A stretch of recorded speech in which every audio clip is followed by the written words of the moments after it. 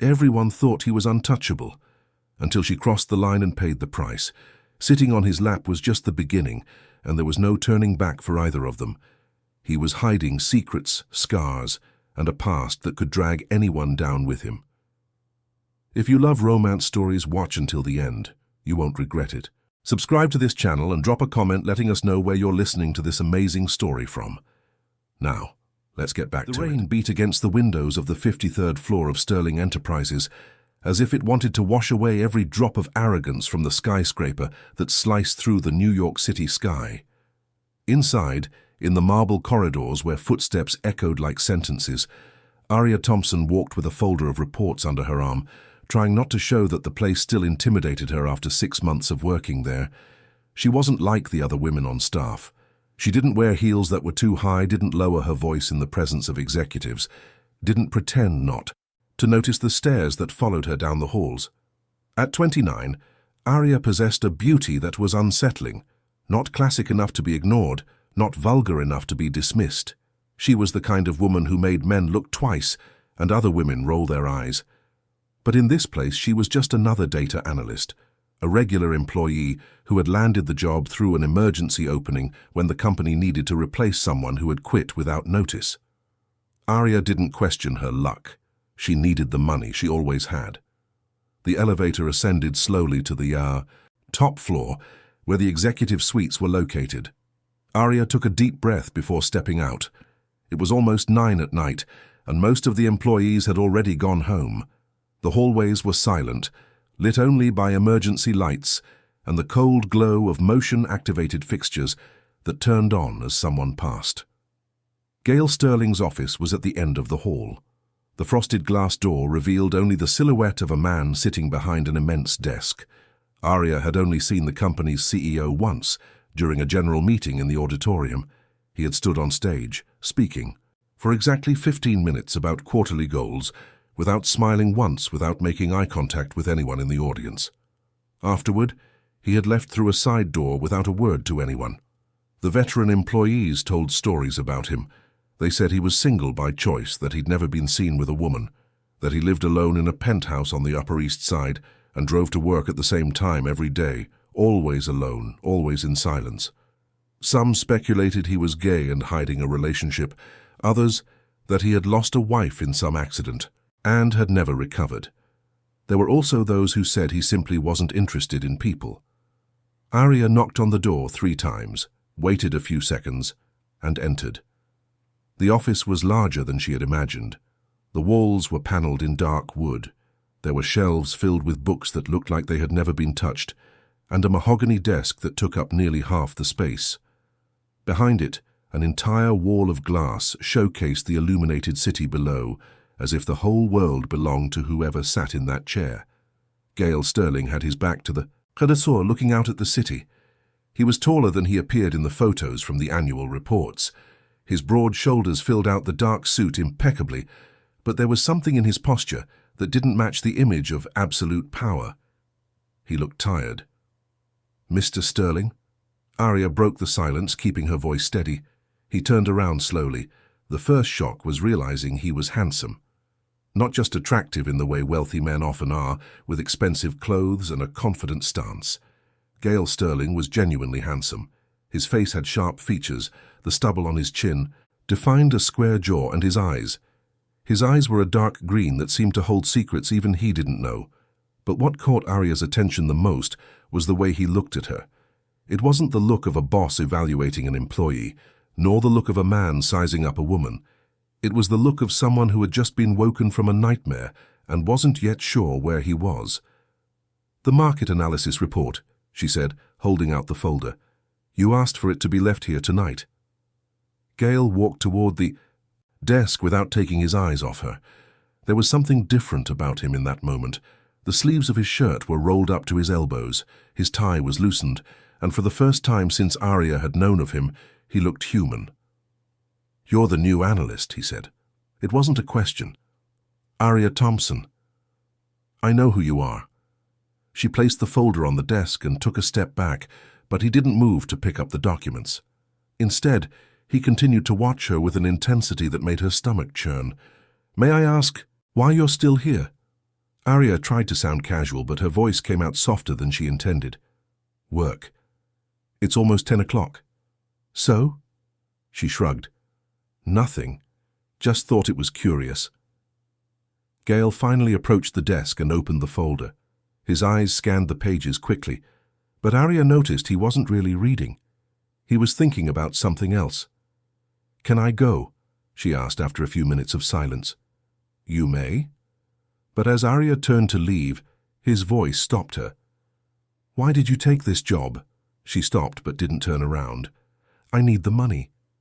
Is that all? Isn't that enough? For most people, no. Now she turned. What kind of answer are you expecting? That I say I've always dreamed of working for a pharmaceutical company? That it's my life's goal to analyze market data? For the first time, something that could be mistaken for a smile touched his lips. That would be a lie. It would. You prefer the truth. Always. Even when it hurts. Arya felt a shiver run up her spine. There was something in the way he asked that question that suggested he wasn't just talking about personal preferences.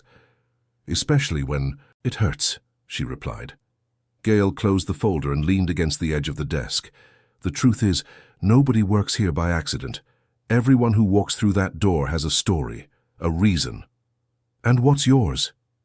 The question slipped out before Arya could stop herself. She saw the muscles in his neck tighten, as if the question had hit a raw nerve. Penance, he said simply. Before Arya could ask what that meant, Gale pushed away from the desk and walked back to the window. You can go, he repeated, but this time it sounded more like a plea than an order. Arya hesitated for a moment. There was something about this man that sparked a dangerous curiosity in her. It wasn't just the physical attraction, though that was there. It was something deeper, a feeling that behind that facade of absolute control was someone who was silently drowning. Good night, Mr. Sterling, she said finally. Gale. What? You can call me Gale.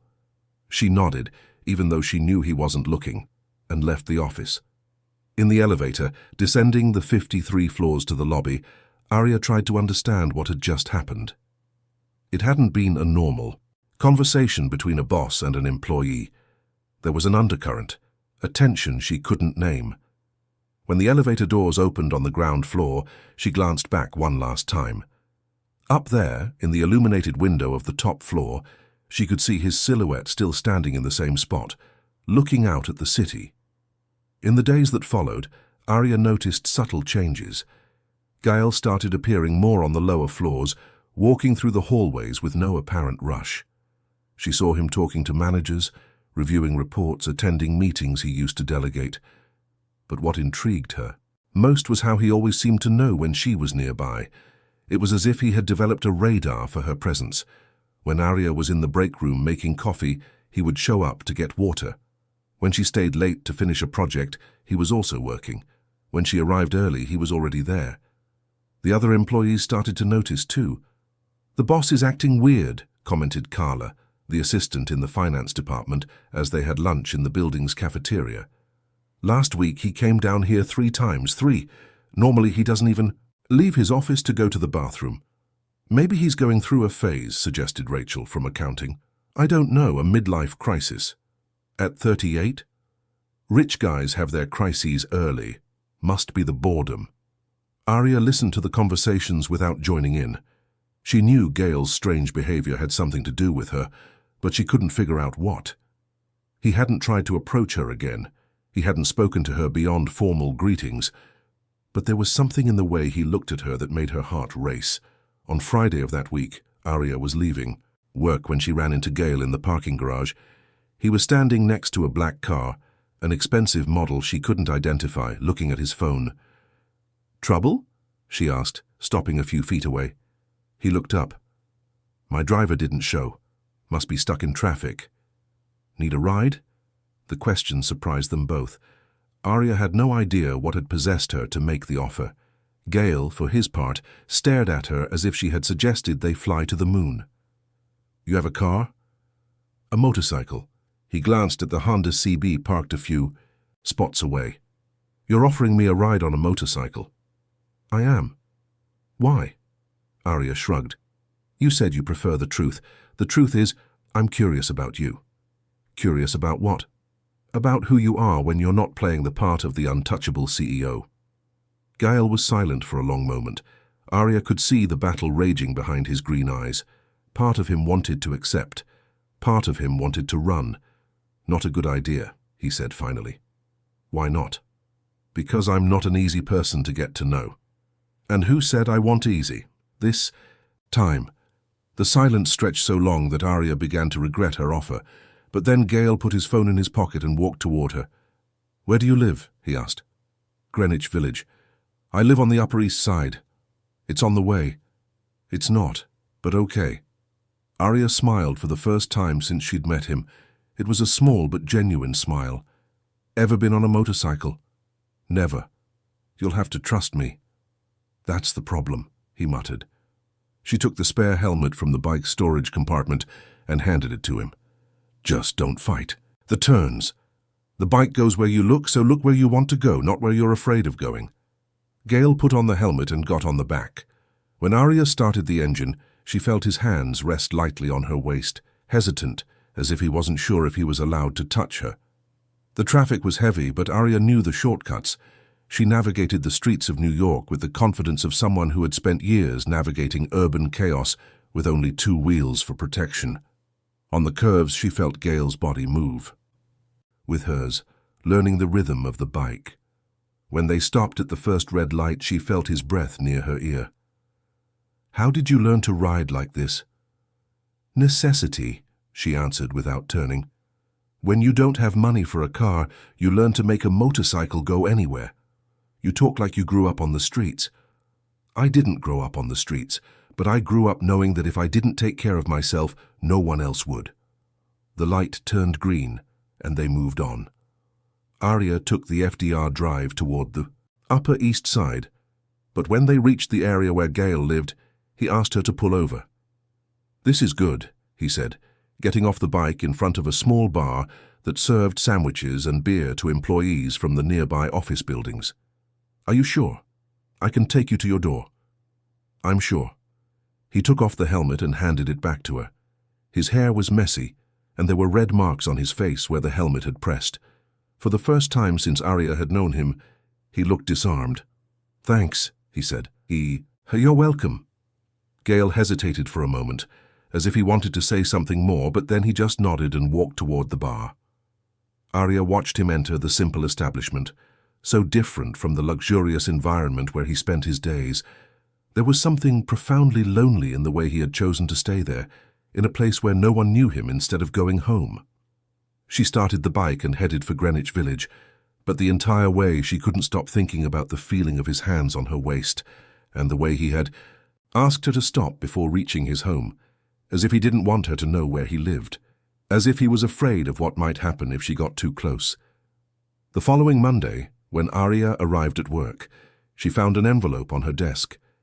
Inside, there was only a business card from the bar where she had left Gael and a handwritten note. Thanks for the ride, and for the conversation. It wasn't signed, but she recognized the handwriting. It was the same one that signed the executive memos. For the rest of the week, they returned to their routine of formal greetings and glances that met across the hallways. But now there was something different, a silent intimacy that hadn't existed before. Gael was still the distant, controlling CEO, but when he was near Arya, she could see small cracks in the facade. On Friday, she decided to accept the implicit invitation. After work, instead of going straight home, Arya headed to the Upper East Side. She found the bar easily. It was a small, cozy place, frequented by people who worked in the area and wanted to unwind before facing the traffic home. Gael was sitting alone at a table in the back, a half-finished beer in front of him. He didn't seem surprised when he saw her walk in. "You came," he said as she approached. "You knew I would." "I was hoping." Arya sat in the chair across from him. "Why?" "Because you're curious about me, and I'm curious about you." "What kind of curious?" Gael took a sip of his beer before answering. "I want to know who Arya Thompson is, when she's not playing the part of the exemplary employee. She smiled. I think I'm going to need a drink for this conversation. Gail signaled the waiter and ordered another beer for her. When they were alone again, he leaned forward slightly. You can start at the beginning, he said. What beginning? Your family, where you grew up, how you got here. Arya drank half her beer before answering. Born and raised in Queens. My mom was a nurse's aide. My dad wasn't around much. Did he pass away? No.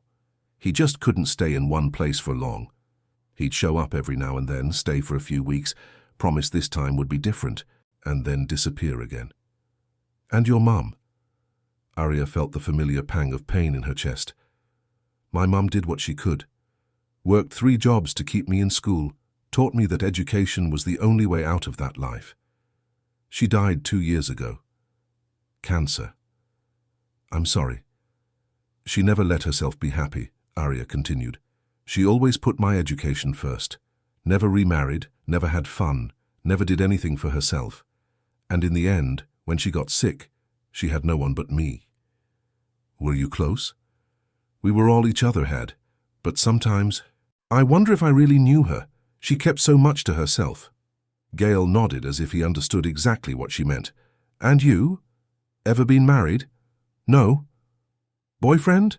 Arya laughed, but there was no joy in the sound. Let's just say I don't have a great track record with relationships. Why? Because I don't know how to be vulnerable. I learned early on that showing weakness is dangerous. And how does that affect your relationships? She stared at him for a long moment. Do you really want to know? I do. I use sex as a way to maintain control. It's easier to sleep with someone than to fall in love with them. Sex you can control. Love is unpredictable. Gail fell silent, turning the beer bottle between his hands. And has that worked so far? So far, yes. And now? The question hung in the air between them. Arya knew he wasn't asking about her life in general. He was asking about them. Now I don't know, she admitted. Why not? Because you confuse me. How so? Arya hesitated, but then decided to be honest.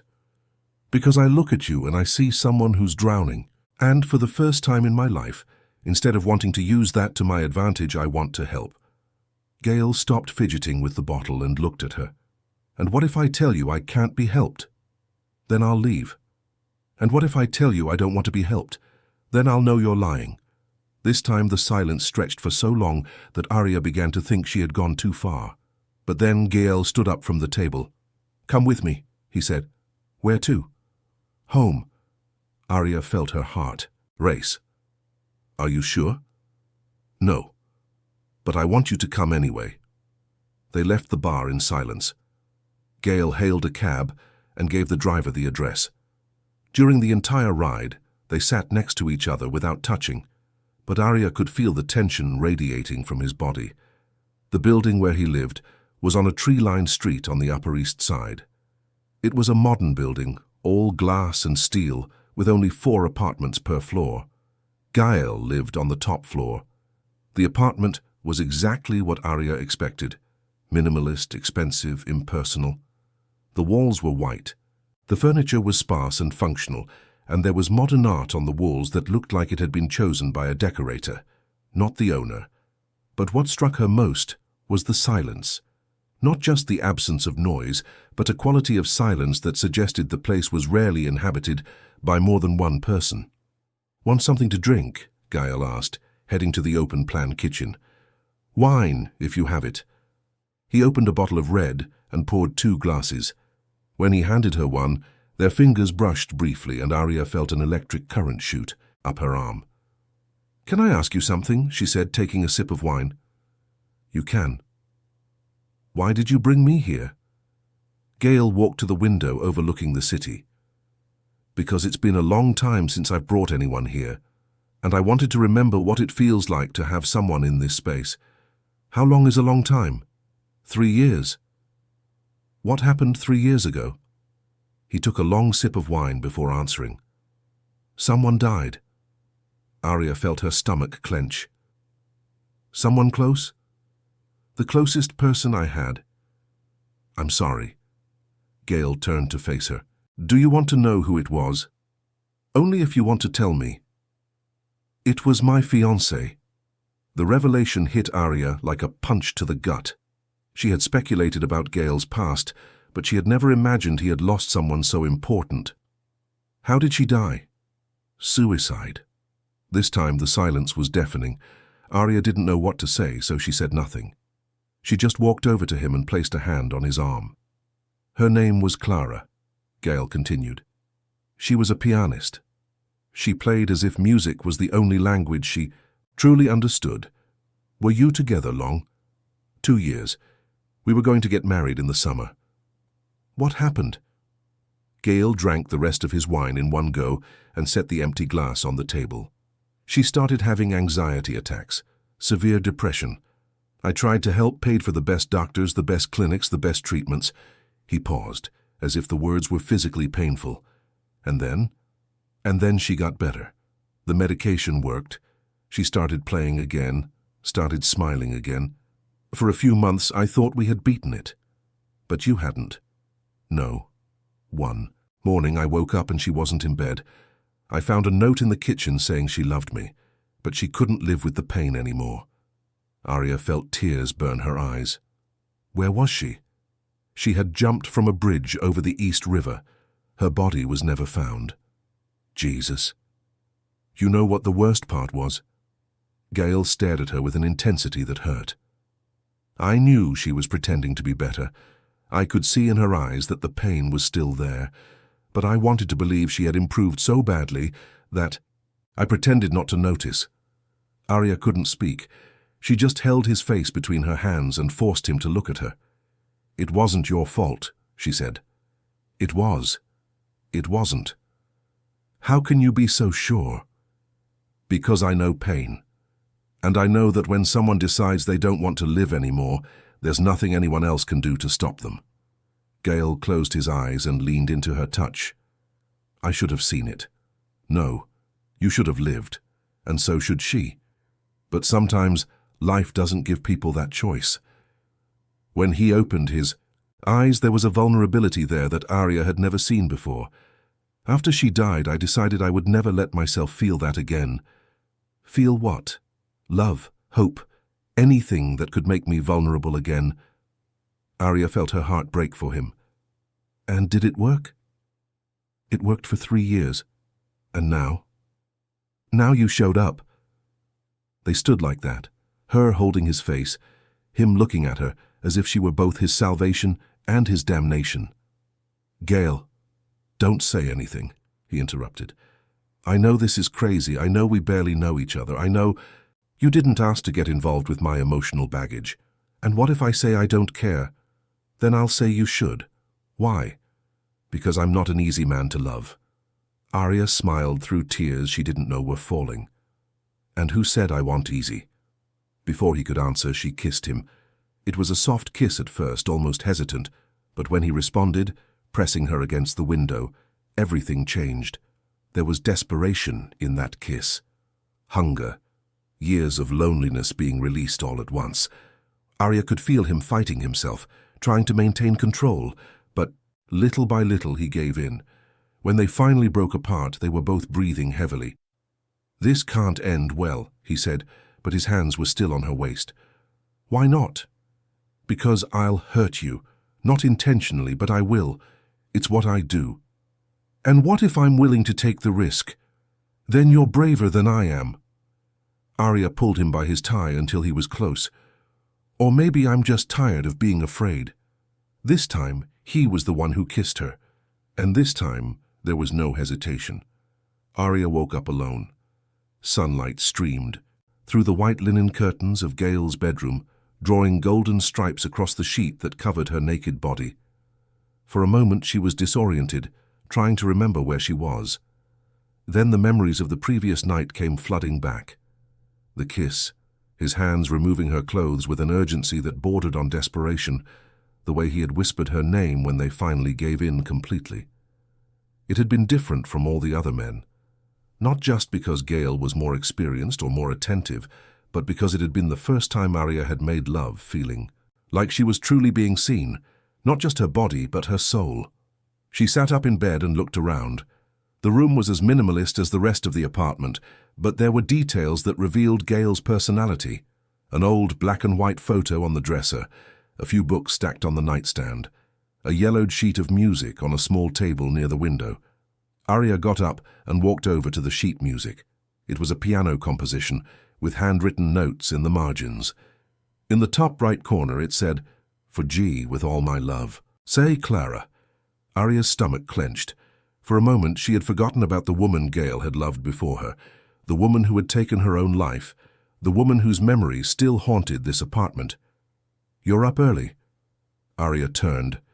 Gail was standing in the doorway holding 2 cups of coffee. He had changed from his suit into jeans and a simple t-shirt, and he was barefoot. It was the first time she had seen him dressed casually, and he looked younger this way.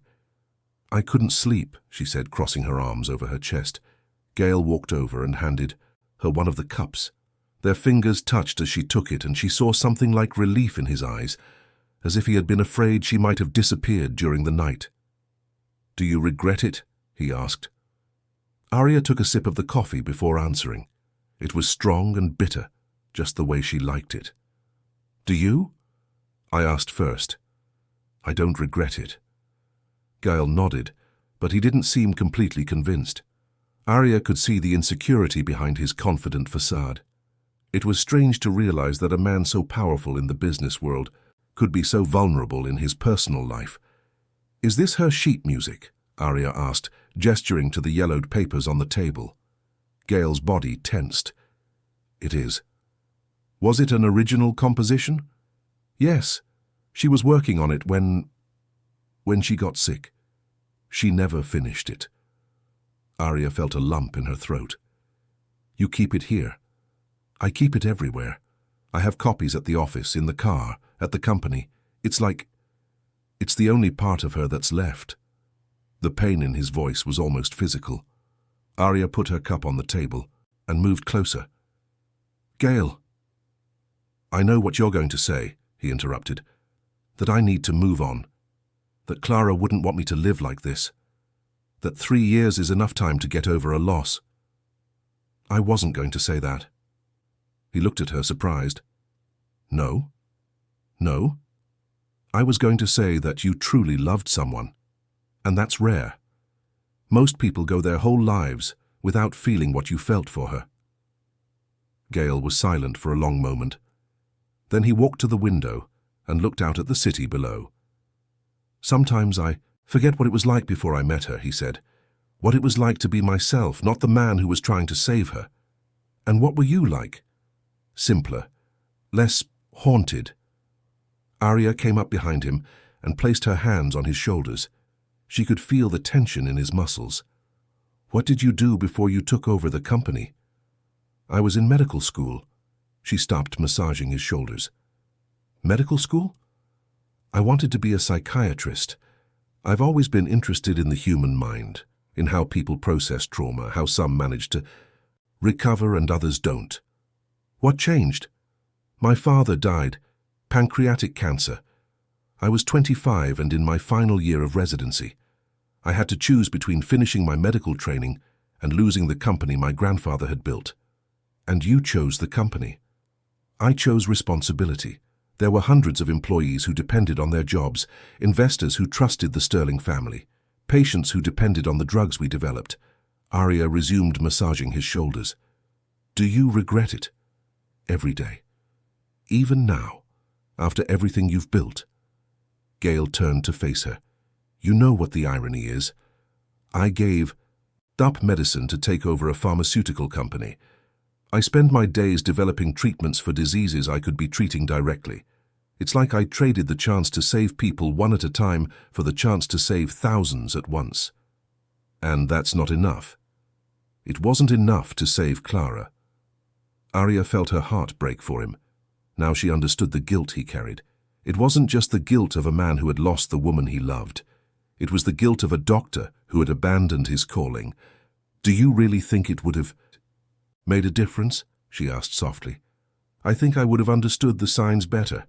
I would have known what questions to ask, what symptoms to look for. Or maybe you would have just been a doctor boyfriend instead of just a boyfriend, and the outcome would have been the same. Gail looked at her as if she had said something revolutionary. What do you mean? You said you knew she was pretending to be better. If you were a doctor, would that have changed? Or would you still have wanted to believe she was okay because you were the man who loved her, not the doctor who was treating her? He was silent for so long that Arya began to think she had gone too far, but then he pulled her closer. How did you get so wise? He asked. I'm not wise. I just know pain. What kind of pain? Arya hesitated. It was her turn to be vulnerable. My mother didn't just die of cancer. What do you mean? She died because she didn't seek help in time. She spent months pretending she was fine, hiding the symptoms, because she didn't want to worry me. By the time she finally went to the doctor, it was too late. And you blame yourself. I thought I should have noticed, should have forced her to get help sooner. And now? Now I know that some people are experts at hiding pain, and that sometimes love means respecting the choices of the people we love, even when those choices destroy us. Gail held her tightly. How can you be so strong? I'm not strong. I'm here, naked in your apartment, falling for a man who's still grieving another woman. If that's strength, then strength is a very stupid thing. He pulled back to look at her. You're falling for me? Arya felt her face flush. She hadn't planned on admitting that. Maybe. Arya, you don't have to say anything. I know it's too soon. I know you're not ready yet. Just don't ask me to pretend it's not happening. Gail kissed her. It was a different kiss from the night before. Softer, more tender, but somehow more intense. I don't want you to fall for me, he murmured against her lips. Why not? Because I don't know if I'm capable of returning it. And what if I say I don't care? Then I'll say you should. Arya smiled. We're having the same conversation as last night. Because you're stubborn. And you're a coward. Gail looked at her, surprised. A coward. You're afraid to live again. You're afraid to be happy because you think it would be a betrayal of Clara's memory. Isn't it a betrayal? I don't know. I just know that wasting your entire life because of a tragedy won't bring her back. Before he could answer, Gail's phone rang. He glanced at the screen and frowned. It's work, he said. I have to take this. Arya nodded and headed to the bathroom while he took the call. She could hear his voice on the other side of the door, tense and professional. When she came out of the shower, he was standing in the living room, looking out at the city through the window. Problem? She asked. Maybe. There's a reporter asking questions about the company. What kind of questions? Gail turned to face her. About the clinical trials we ran a few years ago, about drugs that were pulled from the market. Arya felt a shiver run up her spine. And is that a problem? Depends on what information she has. What information could she have? Gail was silent for a long moment. Then he walked over to his briefcase and pulled out some documents. Arya, I need to tell you something about Sterling Enterprises. The tone in his voice made her stomach churn. What? The company isn't exactly what it seems. What do you mean? Gail handed her the documents. Read. Arya took the papers and began to read. As she processed the information, she felt the blood drain from her face. They were clinical trial reports, but not normal trials. They were experiments conducted on psychiatric patients without proper consent. Drugs tested on vulnerable people who couldn't comprehend the risks. Jesus Christ, she murmured. Keep reading. She turned the pages, each one worse than the last. There were reports of severe side effects, psychotic breaks, suicide attempts, and at the end of the report, a list of patients who had died during the trials. When did this happen? She asked, her voice trembling. Between 2018 and 2020. And you knew? The question hung in the air between them like a bomb about to go off. I was taking over the company, Gail said finally. My father had died. I was trying to figure out how everything worked. The trials were already underway when I found out. And you didn't stop them? I tried, but there was too much money involved, too many powerful people interested in the results. So you let them continue. I was young, inexperienced. I didn't know how to fight the system. Arya looked at him with a mixture of horror and disappointment. People died, Gale. I know. People like Clara. Her name hung in the air like a gunshot. Gale closed his eyes and leaned against the wall. Clara wasn't in the trials, he said. Are you sure? I am. The drugs she was taking were commercial, FDA approved.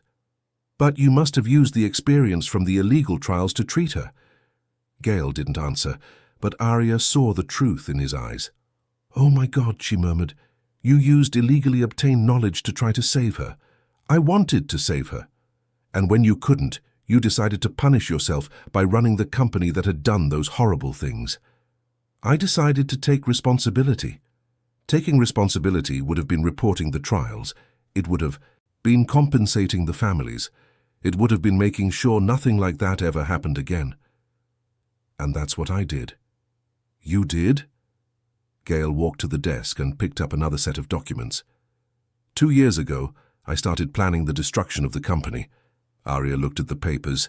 They were detailed plans to leak all the information about the illegal trials, transfer the company's assets to a compensation fund for the victims, and completely dissolve Sterling Enterprises.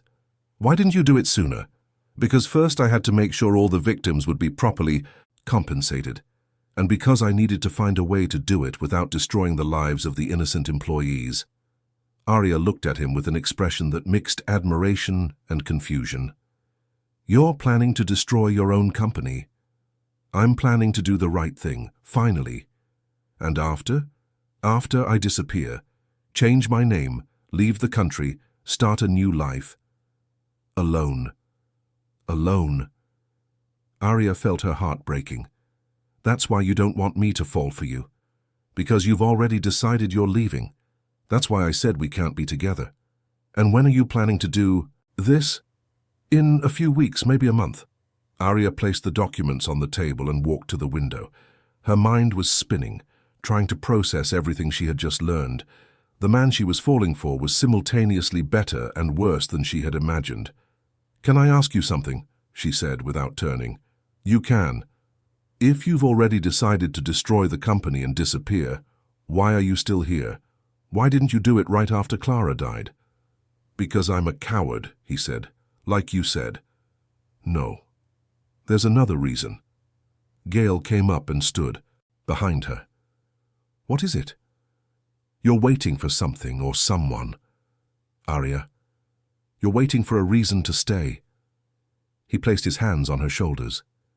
Even if I were, would that be fair to you? To put the responsibility of giving me a reason to live on you? She turned to face him. No one can give another person a reason to live, but sometimes people find those reasons when they're with someone who makes them want to be better. And you think I make you want to be better? I think you make me want to be brave. Brave how? Brave enough to fight for what I want, even when it's complicated, even when it's scary. Gale kissed her again, but this time there was a different quality to the kiss. There was desperation, but there was also something like hope. What if I tell you I don't know how to be the man you deserve? He murmured against her lips. Then I'll say we'll figure it out together. What if I hurt you? Then I'll decide if it's worth the risk. What if the press finds out about us? What if you become a target for being with me? Then we'll deal with it when it happens. Gale looked at her as if she were a miracle he didn't deserve. How can you be so sure? Because for the first time in my life, I've found someone worth fighting for. This time, when he kissed her, there was no more hesitation. Later, as they lay in bed, Arya asked, "What happens now?" "Now we try to be normal for as long as we can." "And what does that mean?" "It means you go back to your life, and I go back to mine. And we try to figure out if there's a way to make this work. Without anyone at work knowing. Without anyone at work knowing. That's not going to be easy. Nothing about this is going to be easy." Arya snuggled closer against his chest. "Gale?" No matter what happens, don't leave me without an explanation. If you decide you have to go, tell me. Don't make me wake up one day and find out you've disappeared." He tightened his arms around her. "I promise." But even as he made the promise, Gail knew there were things about his past that Arya still didn't. No, things that, when she found out, could change everything between them. And out there, somewhere in New York City, an investigative reporter was piecing together a story that could destroy not only Sterling Enterprises, but also any chance of happiness that Gail and Arya might have together. The weeks that followed were a careful dance between the professional and the personal. During the day, Arya and Gail maintained the perfect facade of employee and boss. Formal greetings in the hallways, strictly professional meetings, no sign of intimacy. But at night, when the buildings of New York lit up and the city breathed differently, they would meet, sometimes at his apartment, sometimes at small restaurants where no one knew them, sometimes just driving around the city, talking about everything and nothing, as if trying to make up for years of loneliness in a few hours. Arya was learning the details that made Gail more human. He had been drinking his coffee black since he was 15, when he decided he needed to get used to bitter things. He had a scar on his chin from when he fell off his bike, trying to impress a girl in the 6th grade. He always slept on the right side of the bed, even when he slept alone, because it was the side farthest from the door. Gail, in turn, was discovering that Arya was more complex than she appeared. She could cook like a professional chef, but survived on sandwiches when she was working. She spoke 3 languages fluently, but pretended not to understand English in meetings, so people wouldn't know how much she really understood. She was afraid of butterflies, but rode her motorcycle as if she were indestructible. "Why butterflies?" he asked one Thursday night as they lay on the couch in his apartment, watching the city through the windows.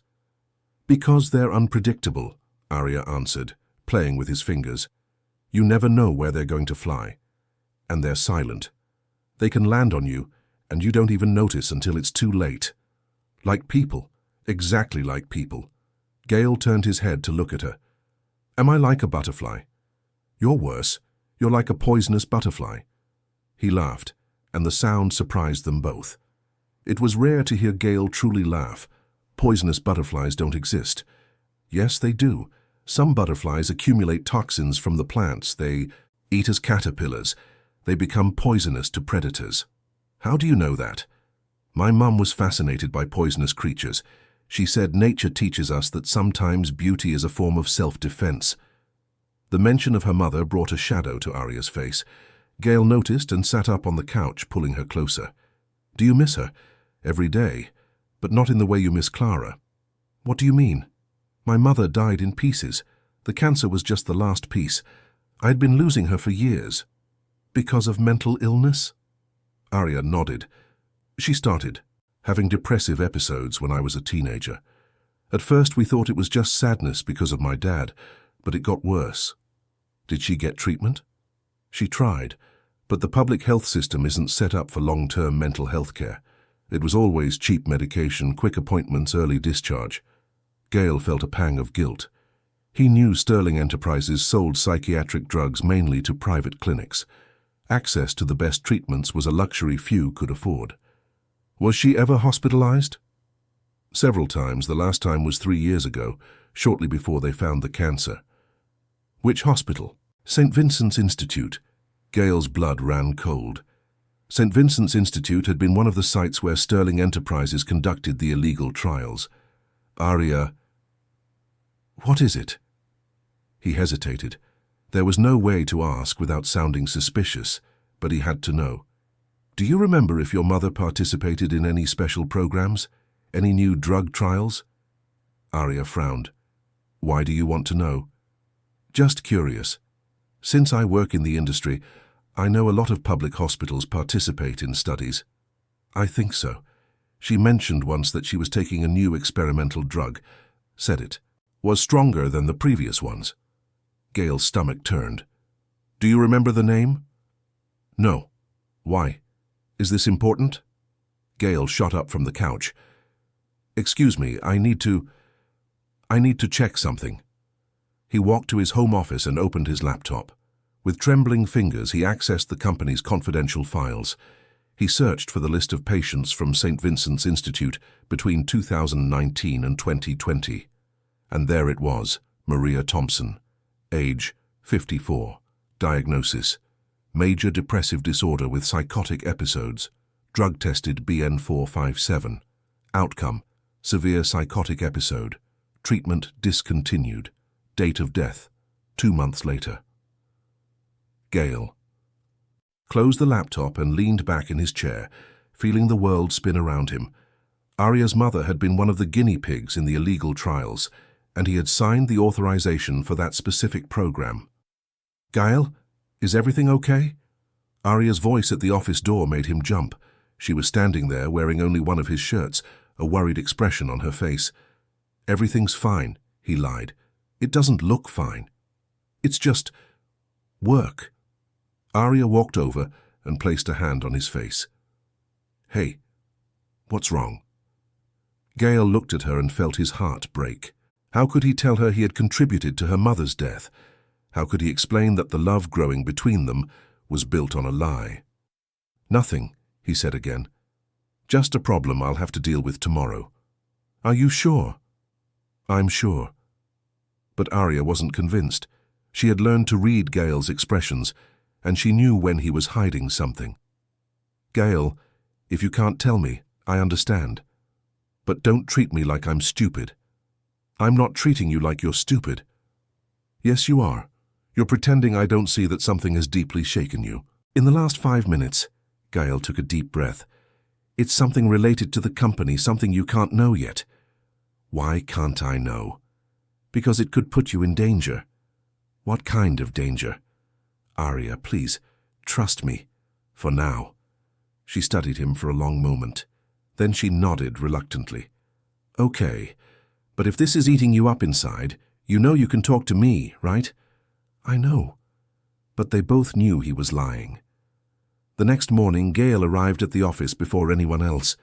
He needed to access the complete files on the St. Vincent's Institute trials without anyone knowing. There was a chance his memory was wrong, that Maria Thompson wasn't Arya's mother, that it was just a coincidence. But it wasn't. The more he read the file, the worse it got. Maria Thompson had been specifically selected because she was a vulnerable patient with no close family who might ask questions. The fact that she had a daughter had been omitted from the documents. The drug BN457 had caused severe psychotic episodes in 60% of the patients tested, but the trials had continued anyway, and the signature on the authorization for the trials was Gail Sterling's. He was so engrossed in his reading that he didn't hear his office door open. "Starting early today." Gail quickly closed the file and turned around. It was Marcus, his vice president and best friend since college. "Couldn't sleep," Gail said. "I can imagine. With that reporter asking questions." "What reporter?" Marcus sat in the armchair across from Gail's desk. "You haven't seen the messages?" "Madeleine Rousseau, from the New York Chronicle. She was here yesterday afternoon asking about the 2019 clinical trials." The name hit Gail like a gunshot. Madeleine Rousseau. Clara had mentioned that name several times. She was a former psychiatric patient who had become an investigative journalist, specializing in exposing abuses in the mental health field. What did she want to know specifically? About St. Vincent's Institute. About BN457. Gail felt a cold sweat run down his back. "What did you tell her?" "What could I say? That we had no information available to the press without prior authorization." "And she bought it?" "No. She said she'd be back with a court order." Gail stood up and walked to the window. Below, New York was buzzing with morning traffic. Millions of people, starting another day with no idea their lives were about to be turned upside down. "Marcus, I need you to do something for me." "Of course. I need you to accelerate the process of liquidating the company's assets." Marcus jumped to his feet. "What?" "Gail, we talked about this. You said we were going to wait until... We can't wait anymore." "Because of the reporter?" "Because of everything." Marcus approached the desk. "Gail, you're scaring me." "What's going on?" "What's going on is that our time is up." "Our time for what?" Gail turned to face his friend. "To do the right thing." Just then, Gail's assistant knocked on the door. "Mr. Sterling, There's someone here who wants to speak with you. She says it's urgent. Who is it? Madeleine Rousseau, a journalist. Gail and Marcus exchanged a look. Send her in. The woman who entered the office was different from what Gail had expected. Thin, with greying hair pulled back, simple glasses, and clothes that looked like they had seen better days. But her eyes were sharp, intelligent, and there was something in her posture that suggested she was not easily intimidated. "Mr. Sterling," she said, extending her hand. "Thank you for seeing me." "I don't have much time," Gail replied, shaking her hand briefly. "You won't need much. I just have a few questions about the trials Sterling Enterprises conducted at St. Vincent's Institute between 2019 and 2020. "I don't know what you're talking about." Madeleine smiled, but there was no humor in it. "Of course you do. I have documents." She opened a folder and placed some papers on Gail's desk. He immediately recognized the reports he had been reading minutes earlier. "Where did you get these?" "That doesn't matter. What matters is that I have proof. Your company tested experimental drugs on psychiatric patients without proper consent. Those documents are confidential." They were. Now they're evidence of a crime. Gail looked at Marcus, who was pale. "What do you want?" "I want an interview. On the record. About the trials, about the patients who died, about how your company covered it all up." "I'm not giving you an interview. Then I'll publish the story based solely on the documents. And I can assure you, you won't like the version I tell." "Is that blackmail?" "It's journalism. You can give me your side of the story, or—" "I can tell only the victim's side." Gail knew he was cornered. If he gave the interview, he would be publicly confessing to crimes that could land him in prison. If he didn't, Madeleine would publish an even worse version of the story. "How much time do you give me?" "Until the end of the week." "That's not enough." "It's what you've got." Madeleine started to put her documents away, but then she paused and looked directly at Gail. "Oh, and Mr. Sterling, one of my sources told me there's an employee at the company who might have relevant information. Aria Thompson." Gail's blood ran cold. "What do you mean?" "Her mother was in the trials, and she died 2 weeks after the drug was discontinued." Madeleine finished gathering her papers and headed for the door.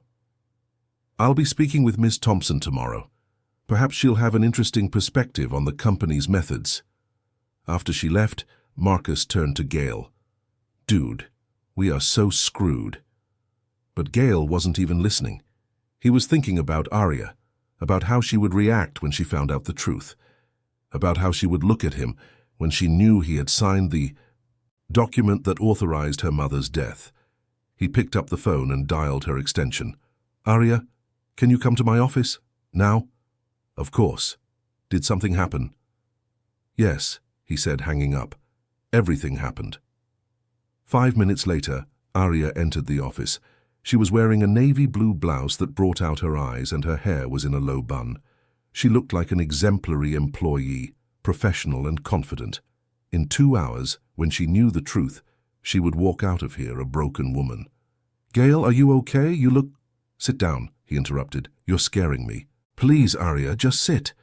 She sat in the armchair across from his desk, but continued to look at him with concern. "What happened?" Gail walked to the window and stood with his back to her. He knew if he looked at Aria's face while he told her the truth, he wouldn't be able to finish. "Do you remember last night when I asked about the medication your mother was taking?" "I remember. There was a reason for that question." "What reason?" Gail took a deep breath. "Your mother participated in an experimental trial program conducted by Sterling Enterprises." The silence that followed was deafening. Gail could hear his own heart beating, the traffic below, the hum of the air conditioning. But he couldn't bring himself to turn and see Aria's reaction. "What do you mean?" Her voice was low, almost a whisper. "Between 2019 and 2020, our company conducted trials of an experimental drug on psychiatric patients.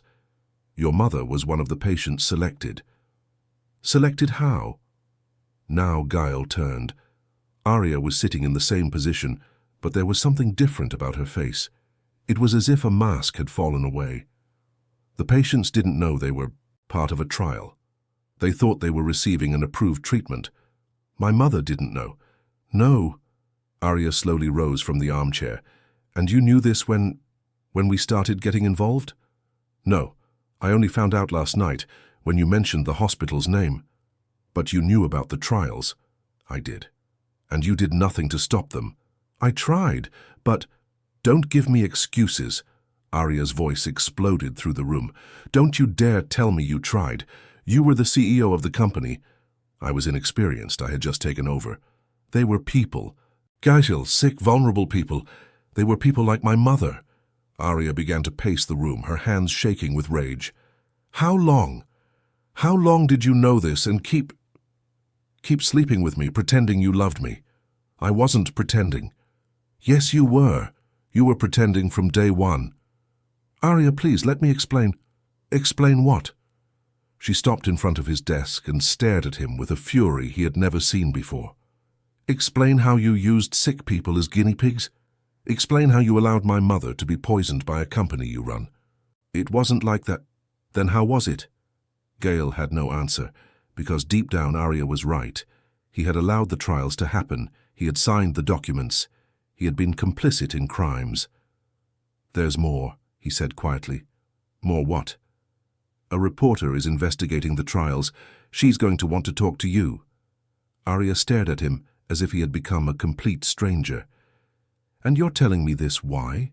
So I'll lie for you? So you can prepare yourself. Prepare myself for what? To find out the whole truth. What truth? What else are you hiding from me? Gale walked to the safe and took out a thick folder. He handed it to Arya with trembling hands. The complete trial reports, including your mother's file. Arya took the folder but didn't open it. Why are you giving me this? Because you deserve to know the truth. The truth? The truth is that you seduced me knowing your company had killed my mother. I didn't know. The truth is that you slept with me, made me believe you loved me, made me fall in love with you knowing you were a murderer. Arya, no! She held up a hand to stop him from coming closer. Don't you dare say my name. She opened the folder and began to read the first document. Gale could see her face growing paler with every line. 60% of patients had severe psychotic episodes, she read aloud. 15% attempted suicide. 8% succeeded. She turned the page. The trials were continued even after the first fatalities because the preliminary results were promising. Another page. Maria Thompson. Diagnosis: major depressive disorder. Medication: BN457. Outcome: severe psychotic episode with suicidal ideations. Treatment suspended. Patient transferred to intensive care unit. Arya's voice was trembling now. Date of death: 2 weeks after medication was suspended. She closed the folder and looked at Gale. Tears were streaming down her face, but her eyes were filled with a cold rage he had never seen before. My mother died because of you. Arya, my mother died because you decided her life was worth less than your profits. It wasn't like that. It was exactly like that. She threw the folder on the desk with such force that the papers scattered across the floor. And the worst part is that you knew, you always knew, and you still had the nerve to make me believe you loved me. I do love you. You don't love me. You don't know what love is, because if you did, you never would have been able to do this. Arya headed for the door, but Gale followed her. Please, don't leave like this. Like what? Furious. Hurt. How did you expect me to leave? Grateful. I expected you to give me a chance to explain. Explain what? That you're a man with no scruples who uses vulnerable women to feel better about his crimes? The accusation hit Gale in the chest like a dagger. That's not what happened. No. Then what was it? A coincidence? The CEO of a pharmaceutical company just happens to fall in love with the daughter of one of the victims of his company's illegal trials. You know it wasn't planned. Do I? Do I really? How can I be sure of anything you've told me? Arya opened the door but turned one last time to look at him. You know what the worst part is? It's not even the fact that you participated in my mother's death. It's the fact that you made me believe you were a good man. that underneath all that guilt and all that suffering there was someone worth loving. She laughed, but it was a bitter, joyless sound. But there's nothing underneath, is there? You're not a good man carrying guilt. You're just a bad man trying to convince yourself you're a victim of your own choices. And then she was gone, slamming the door behind her. Gail stood in the middle of the room, surrounded by the scattered papers on the floor, feeling as if he had just lost the last good thing left in his life. And maybe he had. Aria didn't go home.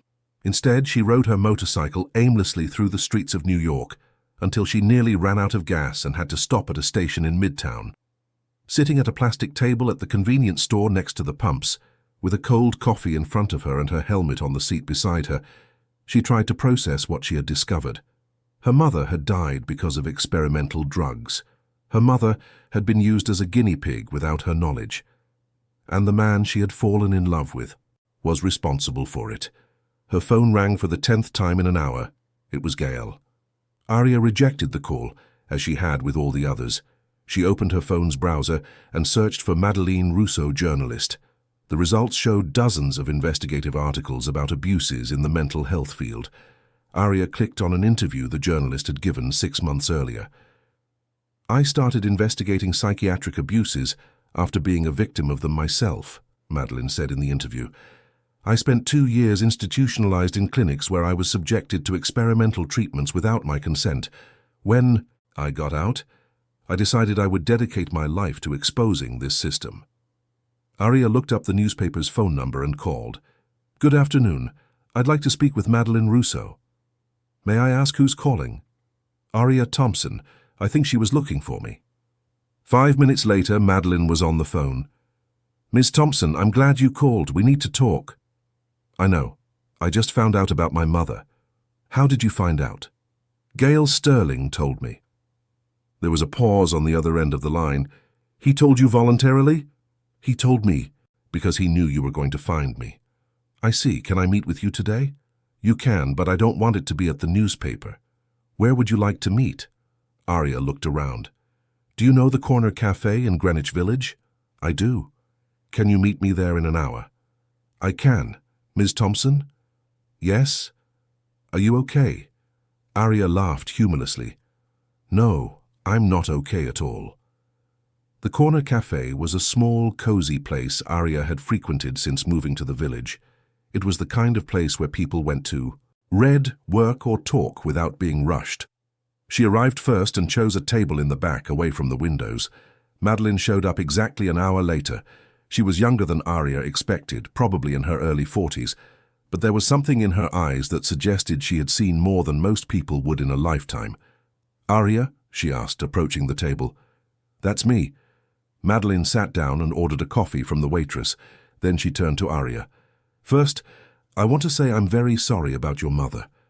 "Thank you." "Second, I want you to know that I'm not your enemy. I know you must be confused, hurt, angry, but I'm not here to harm you." "Then why are you here?" "Because I want justice for the victims of Sterling Enterprises' illegal trials, and your mother was one of them." Aria took a sip of the coffee she had ordered before Madeleine arrived. "What do you want to know?" "I want to know about your relationship with Gail Sterling." "What do you mean?" "My sources tell me you have a close relationship." Aria felt her face flush. "What kind of sources?" "The kind that watches, who comes and goes from the company building at odd hours. The kind that notices when the CEO leaves early, and when certain female employees also leave early." "That's not a crime." "No, but it's interesting, especially considering your mother was a victim of trials conducted by his company." Aria fell silent, trying to decide how much she should reveal. Madeleine waited patiently. "I didn't know," Aria said finally, "about the trials, about my mother. I only found out this morning." "And how do you feel about that?" "How do you think I feel? Betrayed, used, furious." "And Gail? How did he react when you found out?" Aria remembered the look on Gail's face when she had screamed at him. There was pain there, real pain. But there was something else too. Relief, maybe. As if he had been carrying that secret for so long that telling it had been a relief. even knowing it would destroy everything between them. He didn't try to defend himself, she said. He didn't try to downplay what he had done. Did that surprise you? Everything about him surprised me. Madeline leaned forward. Arya, can I ask you a personal question? You can try. Are you in love with him? The question hit Arya like a punch to the gut, because the answer was yes. Despite everything she had discovered, despite the anger and the sense of betrayal, she was still in love with Gail Sterling, and that made her even angrier. Why does that matter? Because he might be using your feelings to manipulate you. How so? How many times has he mentioned feeling guilty about the trials? How many times has he said he wanted to do the right thing? Arya thought about the conversations they'd had, the way Gael always seemed, burdened by guilt, as if he were punishing himself for something. Several times. And did that make you feel sorry for him? It did. That might be the point. Are you suggesting Gael planned all of this? That he knew who I was from the beginning? I'm suggesting it's a possibility. Arya shook her head. No, I know Gael. I know the way he looks at me, the way he... No, he wasn't faking it. How can you be so sure? Because I recognize real pain when I see it, and he's in pain. Because of the guilt, or because of you? Because of both. Madeline drank her coffee and studied Arya carefully. You still love him? It wasn't a question. Arya didn't answer. Arya, can I tell you something? About my own experience? Of course. When I was institutionalized, there was a doctor who was very kind to me, Dr. Miller. He always treated me like a person, not just a patient. He talked to me, asked how I was feeling, seemed genuinely concerned. And I fell in love with him. I thought he was different from the other doctors, that he really cared about me. Did he? He was conducting experiments on me, drugs that caused permanent damage to my nervous system, but he did it while holding my hand and telling me I was going to be okay. Arya felt a shiver run up her spine. Are you saying Gael is doing the same thing? I'm saying that powerful men are very good at making vulnerable women believe they're special. I'm not vulnerable. No. Your mother died 2 years ago. You work at a company you hate because you need the money. You're alone in the world, and suddenly a rich, powerful, mysterious man shows up, who makes you feel seen, desired, important. Every word from Madeline was like a stab, because deep down Arya knew she was right. She was vulnerable. She had been since her mother's death. But that doesn't mean his feelings weren't real, Arya said, more to herself than to Madeline. It means you can't trust your own feelings to judge his. So what do you want me to do? I want you to help me expose the truth. How? By going back to the company, acting like nothing has changed, and finding out what else Gael is hiding. You want me to spy on him. I want you to find out the whole truth, for your own peace of mind, if for nothing else.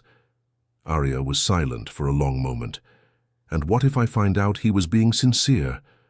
What if it really was just a terrible coincidence?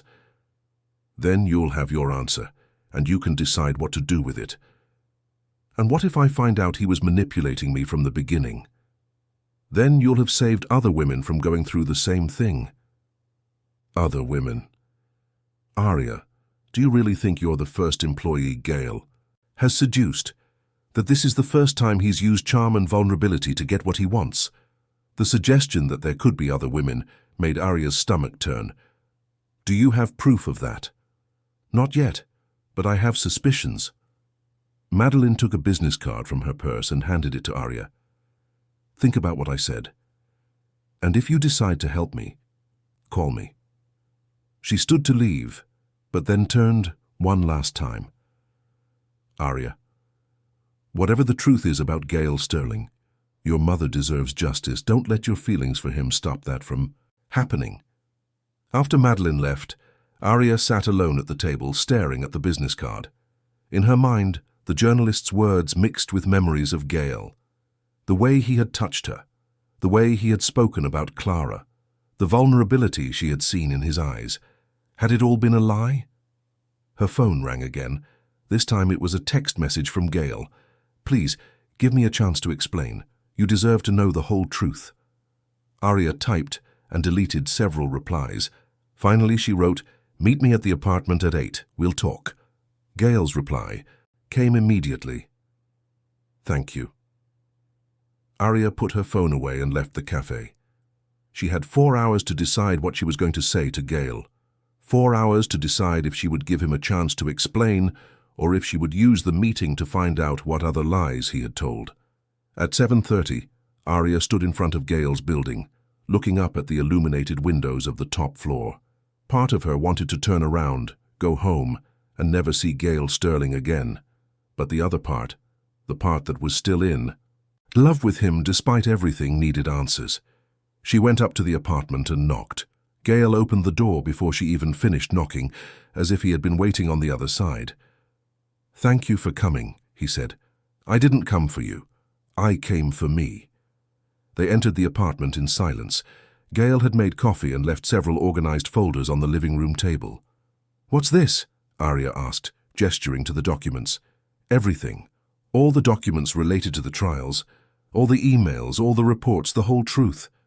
And why are you showing me this now?" "Because you deserve to know everything, and because I should have told you from the beginning." Arya sat on the couch but didn't touch the documents. "Why didn't you?" Gail sat in the armchair across from her, keeping his distance. "Because I'm a coward."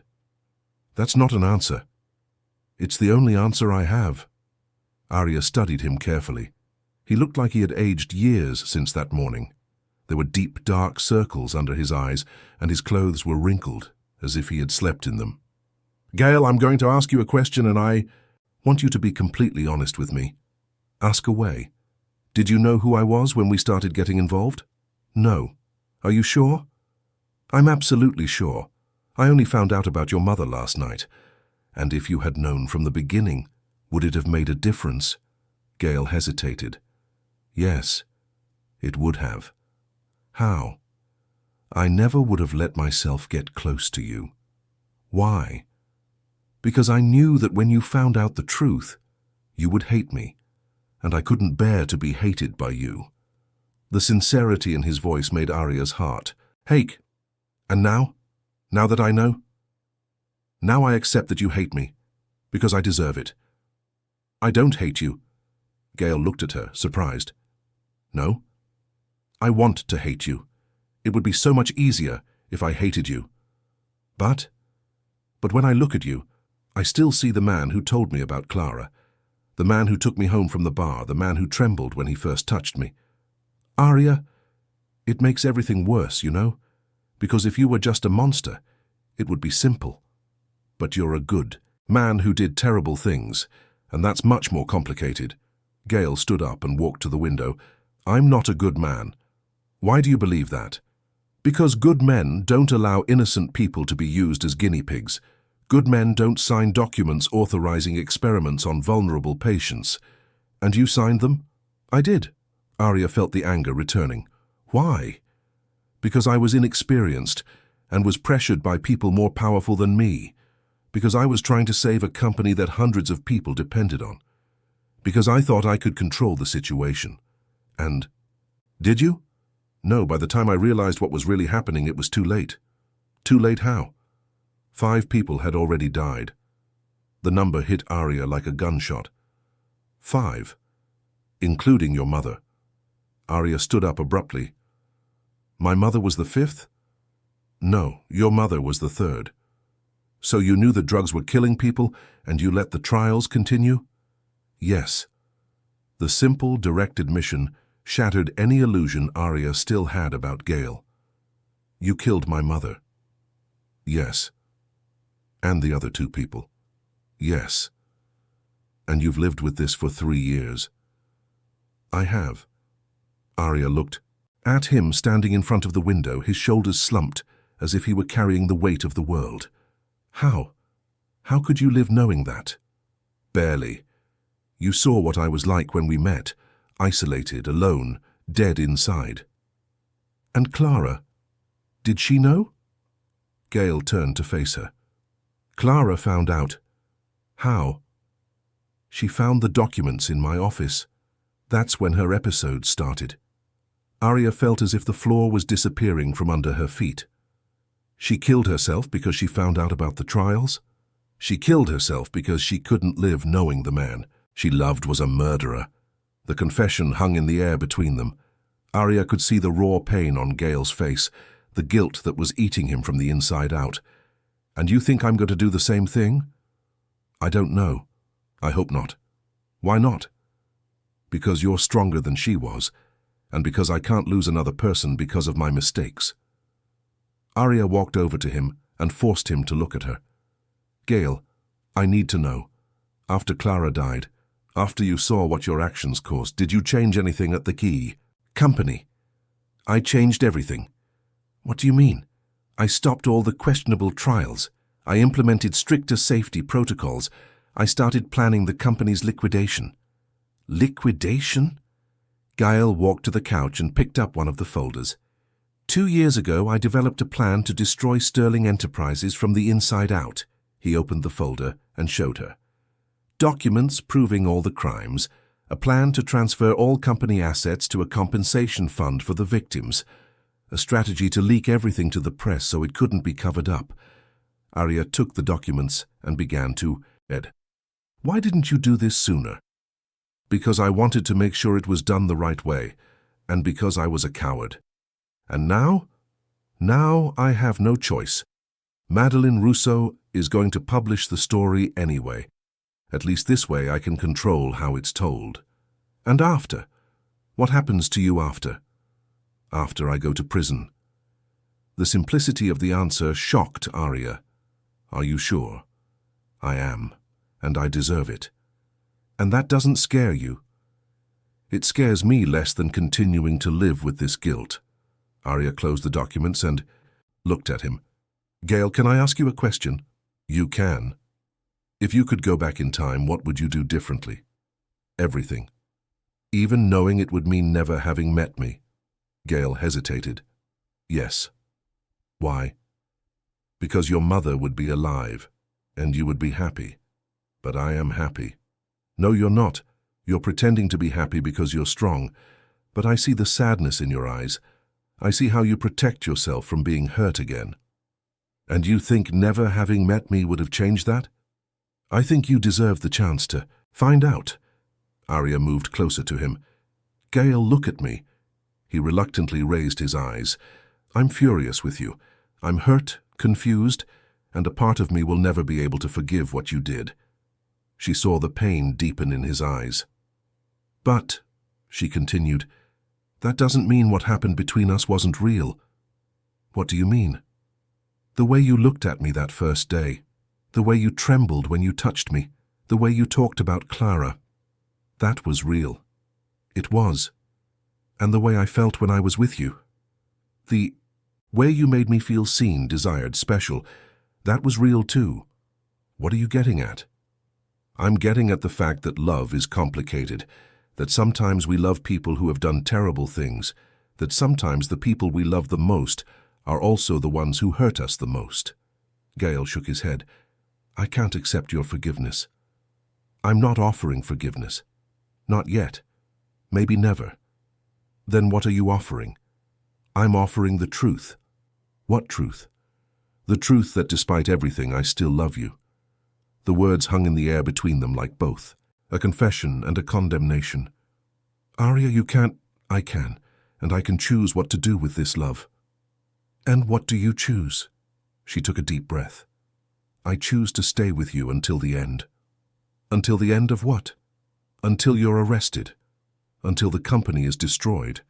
Until you pay for everything you've done." "Why?"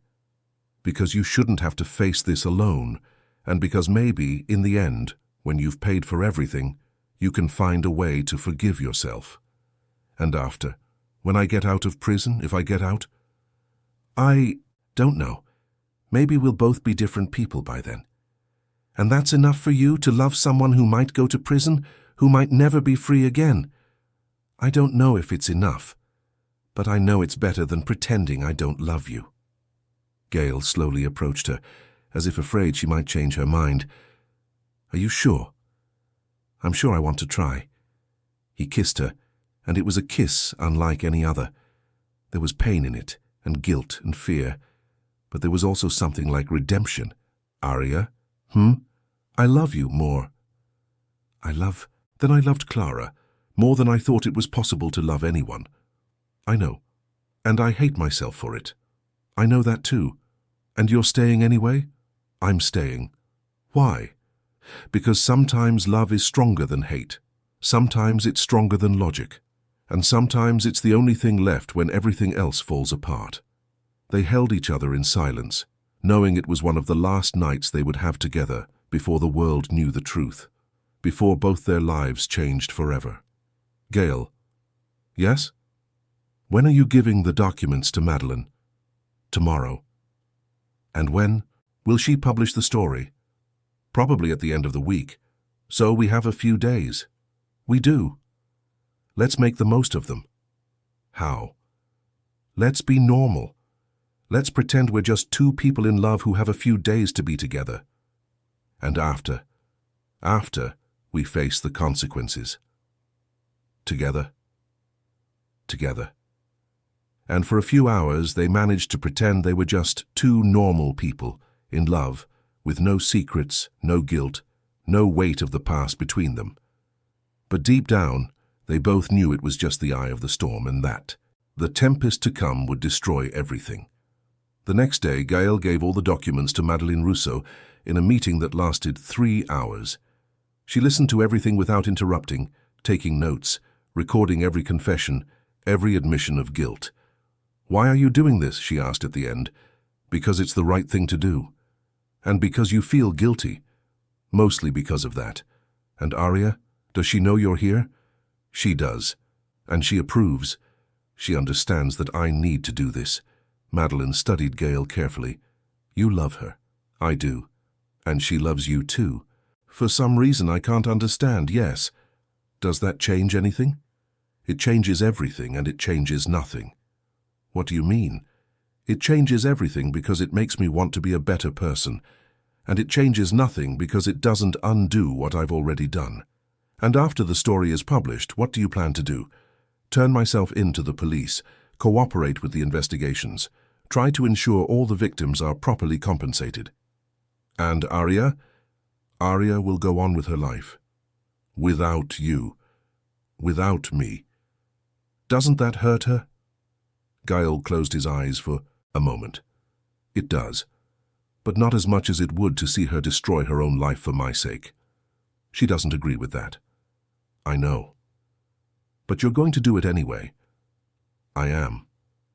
Why? Because sometimes loving someone means protecting them from yourself. Madeleine turned off the recorder and placed the documents in a folder. The story will be published tomorrow morning. Thank you. Gail. Yes? For what it's worth, I think you're doing the right thing. For what it's worth, I think it's too late to do the right thing. When Gail left the newspaper office, the sun was setting over New York. He walked through the streets unhurriedly, knowing it was likely the last night of freedom he would have for a very long time. When he got home, Aria was cooking. The smell of spices and home-cooked food filled the apartment with a sense of normalcy he knew wouldn't last. How did it go? She asked without turning around. As expected.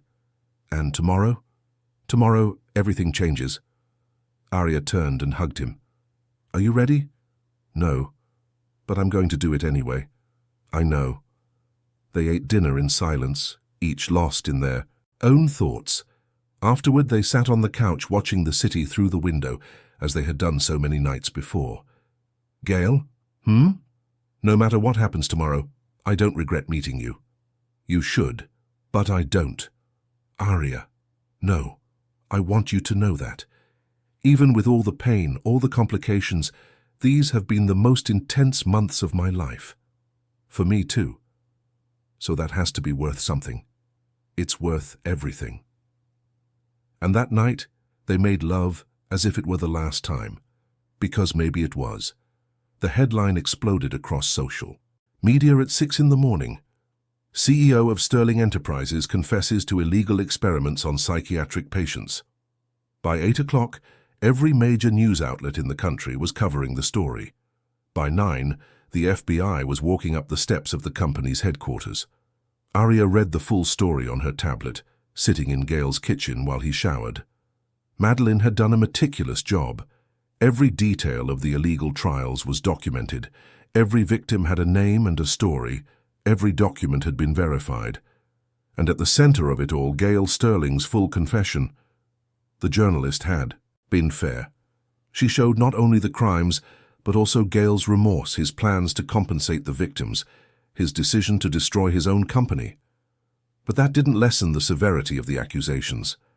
When Gail came out of the bathroom, already dressed in a dark suit as if for an important meeting, Arya was crying. "It's worse than I imagined," she said, showing him the tablet. "It's not worse, it's the truth. They're calling for your immediate arrest." "I know. And you're going to turn yourself in." "I am." Arya stood up and walked over to him. "What if I ask you not to? Then I'll say you know I can't listen. What if I say I love you and I don't want you to go to prison?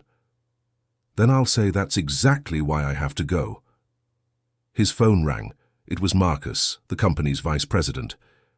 "Gail, man, where are you? There's a mob of reporters in front of the building and the FBI just showed up with a search warrant."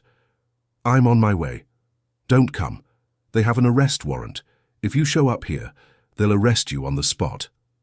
"That's exactly what I want." There was silence on the other end of the line. "Are you serious?" "I am. Marcus, I need you to do something." "What?" "Cooperate with everything they ask for. Hand over all the documents, all the files, everything. Don't hide anything." "Gail, and take care of the employees. Make sure they get their full severance packages. Use my personal account if you have to." "You're saying goodbye." "I am." Gail hung up and turned to Arya. "It's time." "No." "Arya, I'm not ready." "No one's ever ready for this." "Then wait. Just one more day." "I can't." "Every hour I spend here free as an hour, the victims' families suffer without justice." Arya threw herself into his arms, holding him tight. "And me? What happens to me?" "You'll live. You'll be strong. You'll find someone who deserves you." "I don't want anyone else." "You will. In time." "I won't." Gail pulled her face back to look her in the eyes. "Arya, listen carefully to what I'm about to say." "I don't want to listen. You're 29 years old. You have your whole life ahead of you. Don't waste it waiting for me. It's not a waste if it's love. It's a waste if it's self-destruction." The building's intercom buzzed. Arya and Gail looked at each other. They knew what it meant. "It's the police," he said. "How did they know where you live?" "Madeline probably told them." The intercom buzzed again. Gail moved to answer it, but Arya held him back. "What if we don't answer? What if we pretend we're not here?" "Arya, just a few more hours, please." "You know I can't do that." Gail answered the intercom. "Hello?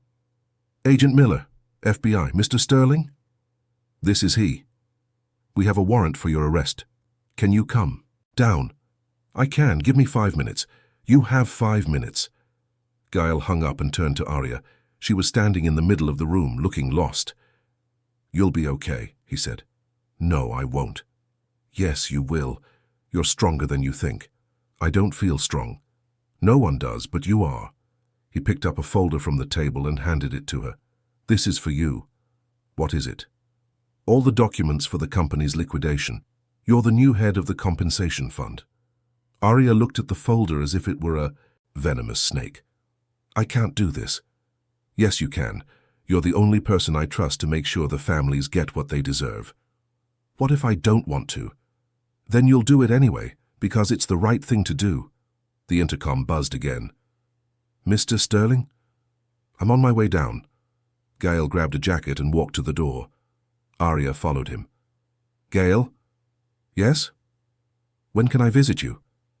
"You can't." "What do you mean I can't?" "Arya, I need you to promise me something." "What?" "Promise me you won't visit me in prison. That you won't. Write me letters that you'll move on with your life." "I can't promise that." "Yes, you can. You can't ask me to do that." "I can, and I am." "Why?" "Because if you do, I'll never be able to accept that I need to pay for my crimes. I'll always be thinking about you, waiting for you, living for you, and that won't be fair to me or to you." Arya started crying again. "You're abandoning me. I'm setting you free. I didn't ask to be set free. Sometimes people don't know what they need to be freed from." The Samoa intercom buzzed a third time. This time the voice was more impatient. "Mr. Sterling, we're going to have to come up." "You won't have to. I'm coming down now." Gale opened the door, but before he left, he turned to Arya one last time. "I love you, more than I've loved anyone in my life, and that's why I'm leaving. If you really loved me, you'd stay. If I stayed, it would be because I'm selfish, and you deserve someone who loves you without selfishness. Gale. Take care of yourself, Arya. Be happy." And then he left, closing the door. Behind him, Arya stood in the empty room, listening to his footsteps on the stairs, hearing the voices of the police, the sound of the elevator. When she looked out the window, she saw Gale being put into a squad car. He didn't look up. He didn't wave goodbye. He just left. And Arya knew her life had changed forever. In the days that followed, Arya discovered what it was like to live in the media spotlight. Reporters sought her out at home, at work, on the street. Photographers followed her. They speculated about her relationship with Gale, about whether she knew about the crimes, about whether she had been an accomplice. The company was sealed off. All employees were laid off. Arya found herself unemployed, but with a huge responsibility on her hands, distributing over $200 million to the families of the victims of the illegal trials. It was Marcus who helped her understand the legal documents, find specialized lawyers, and create procedures to identify and locate all the victims. It was a complex, painful job that required her to relive every day the crimes Gale had committed. "Why did he leave this to you?" Marcus asked. One afternoon, as they reviewed a list of beneficiaries. "Because he knew I would do the right thing." "Even after everything he did?" "Because of everything he did." Marcus studied her carefully. "You still love him. Does it matter?" "I think it matters to you." Arya set the documents aside and looked out the window of the temporary office they had set up. "You know what the hardest part is?" "What?" "It's that, in the midst of all this pain, all this destruction, there are still moments when I remember what it was like to be with him. And for a few seconds I forget everything and just miss him. And that makes you feel guilty. It makes me feel human." 3 weeks after Gale's arrest, Arya received a call from Madeleine Rousseau. "I need to talk to you," the journalist said. "About what?" "About Gale." "I don't want to talk about him." "I think you'll want to hear what I have to say." They met at the same cafe where they had first spoken. Madeleine arrived with a folder of documents. "I found something," she said without preamble. "What?" "Evidence that Gale wasn't lying about trying to stop the trials." Arya felt her heart race. "What evidence?" Madeleine opened the folder and showed her some printed emails. Correspondence between Gale and the company's board of directors. He really did try to cancel the trials after the first deaths. And he was threatened. They told him if he cancelled the trials, he would be removed from the company's presidency and replaced by someone who would have no scruples. Arya took the emails and began to read. It was all there. Gale's concerns about patient safety, his attempts to implement stricter protocols, the veiled threats from other executives. "Why? Didn't you publish this before?" "Because I only just found it, and because I wanted to show it to you first." "Why?" "Because I think you deserve to know that the man you love is not a monster." Arya continued to read the documents. There were also medical reports Gale had commissioned on his own, independent analyses of the drugs, his attempts to consult outside experts. "Does this change anything?" Arya asked. "Legally, probably not. He still signed the initial documents, still allowed the trials to happen. And on a human level? On a human level, it shows he tried to do the right thing, and that when he couldn't, he decided to punish himself for the rest of his life." Arya closed the folder and looked at Madeleine. "What do you want from me?" "I want you to decide if you're going to visit him." "He asked me not to." "Proud men always ask for that. It doesn't mean it's what they really want." What if he really doesn't want to see me? Then at least you tried. What if seeing him makes everything harder? Then you'll deal with it, like you've dealt with everything else. Arya was silent for a long moment. Where is he? A federal penitentiary in Pennsylvania, pre-trial detention. How much time could he get? With all the crimes, 15 to 20 years if convicted. And if he cooperates with the prosecution, maybe he can get it reduced to 8 or 10 years. 8 or 10 years. Arya tried to imagine what her life would be like in 8 years, where she would be, what she would be doing, if she would still think about Gale every day. Madeline, yes? If you were me, what would you do? If I were you, I would go there and tell him exactly how I feel, because life is too short to waste true love on pride. And if he rejected me, at least you'd know you tried. That night, Arya couldn't sleep. She paced her empty apartment, looking at the things Gale had left behind. Clara's sheet music on the table, a few books, a forgotten shirt in the closet. She had promised herself she would move on. She had found a new job, was building a new routine, trying to rebuild her life. But deep down, she knew she was just pretending to live. In the early hours of the morning, she made a decision. She bought a ticket to Pennsylvania on the first flight of the day. The federal penitentiary was a grey, intimidating complex in the middle of the countryside. Arya went through 3 security checks, filled out forms, and waited for 2 hours in a room with other inmates' families. When she was finally called, she felt her legs tremble. Gale appeared on the other side of the glass wearing an orange prison jumpsuit. He was thinner, paler, and had a stubble that completely changed his appearance, but his eyes were the same. They stared at each other for a long moment before either of them spoke. "You shouldn't be here," he said finally. "Yes, I should." "Arya, no. Now you listen to me." Gale settled into the chair on the other side of the glass. "I'm listening. I love you still, despite everything. You shouldn't, but I do. And you love me too. That doesn't change anything. It changes everything." "How?" "Because it means we're both wasting something precious because of pride and guilt. It's not pride, it's responsibility. It's fear. Fear of what? Fear of being happy. Fear of accepting forgiveness. Fear of believing you deserve a second chance." Gale looked away. "I killed your mother. You contributed to my mother's death, just as you contributed to the deaths of other people, and you're going to pay for it. And that's enough? I don't know. But I know that punishing yourself forever won't bring anyone back. And you? How can you forgive me?" "Because I read the emails." Gale looked at her, surprised. "What emails?" "The ones that show you tried to stop the trials. The ones that show you were threatened when you wanted to cancel everything. That doesn't absolve me." "No, but it shows me you're not a monster. You're a man who made bad choices in an impossible situation." "It's the same thing." "It's not. And you know it." Gale was silent for a long moment.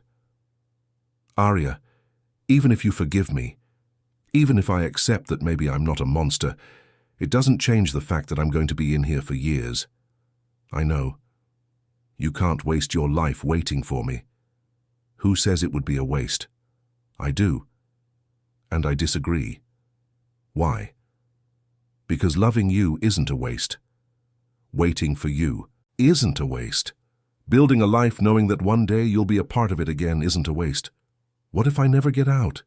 Then at least I'll have lived knowing I truly loved someone. What if when I get out, you don't love me anymore? Then we'll both deal with it. What if I get out of prison and I'm still a broken man full of guilt? Then we'll work on it together." Gale looked at her as if she were a miracle he didn't deserve. "How can you be so sure?" "Because some kinds of love are stronger than circumstances. And you think ours is? I think it's worth finding out." The guard announced that visiting time was over. Gale and Arya looked at each other through the glass. "Arya?" "Yes? I love you." "I know." "And if you're absolutely sure this is what you want?" "I am." Then I'll stop trying to protect you from myself. Thank you. But you have to promise me one thing. What? Promise me that if at any point this becomes too much, you'll walk away.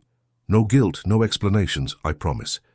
And that you won't waste the best years of your life in a visiting room. I won't waste them. I'll invest them. Invest in what? In us. And when Arya left the penitentiary that afternoon, for the first time in weeks, she felt truly alive. She had a long road ahead, difficult years, uncertainties, obstacles she couldn't even imagine, but she also had love. And sometimes that was enough. 5.5 years later. The bar was small and cozy, located on a quiet street in Greenwich Village. Arya had arrived early and chosen a table in the back away from the windows. Not out of fear, but because she had learned to value intimate moments away from prying eyes. Her phone vibrated. A text message. Arriving. 2 minutes. She looked at her own hands, trying to control her nerves. They were different hands now, more confident, with a few calluses from gardening on the weekends, with a small scar on her index finger from when she had cut herself assembling furniture for her new apartment. The hands of a woman who had learned to live alone without feeling empty. The bar door opened and Gale walked in. He was different. His hair was shorter with a few grey strands at his temples that weren't there before. His body was leaner but also more defined, as if years of prison workouts had sculpted muscles that his executive job never had. He wore dark jeans and a simple shirt, clothes Arya had bought for him with the money he had left in an account in her name. But what impressed her most was the way he moved. There was a serenity there that hadn't existed before, a peace that had cost years of therapy, reflection, and acceptance. Their eyes met across the bar. He smiled, and it was a different smile, more mature, more tired, but also more genuine. "Hey," he said when he reached the table. "Hey." They looked at each other for a moment, as if reacquainting themselves. In 5.5 years, Arya had visited Gale 23 times, weekly phone calls, monthly letters, but being in the same space with no bars between them was different. "May I?" he asked, gesturing to the chair across from her. "Of course." Gale sat down and ordered a beer when the waitress approached. Arya was already drinking red wine. "Are you okay?" she asked. "I am. Better than I expected." "And how did you expect to be?" "Lost, adrift, not knowing how to live in the world again." "And you're not?" "I am. But it's different than I imagined." "How so?" Gale took a sip of his beer before answering. "I imagined I'd be desperate to make up for lost time, to go back to being who I was before. And you're not?" "I don't want to go back to being who I was before. I like who I am now better." Arya smiled. "And who are you now?"